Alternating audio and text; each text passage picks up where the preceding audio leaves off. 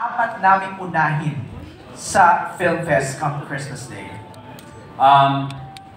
Yung Metro Manila Film Fest po ngayon, for some reason, hindi ko lang po, ako lang nakakaramdam nito, parang napakalakas po ng energy.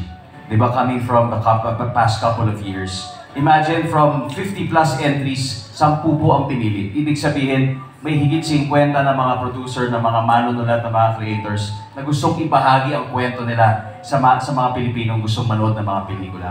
Kaya mapalad kami na isa po kami sa 10 napili. Kaya nga sa pelikulang ito, na alam kong universal din ang topic, kahit sabihin natin na ang dalawang characters dito ay mag-asawa. Universal po ang love, universal po ang pagpapatawad, universal ang pagsisisi.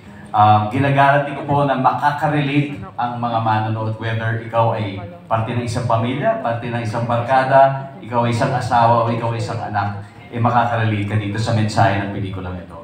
So sana po, subukan niyo po, panoorin niyo po ang pelikulang Rewind.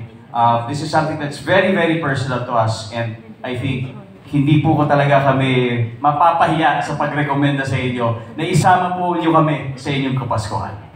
Alright, Marian! Okay ka na doon, okay ka na doon. Unahin po natin panoorin ng Rewind sa Metro Manila Film Festival 2023 this Christmas Day. Let me ask lang our Marian, dito meron kayong i-announce?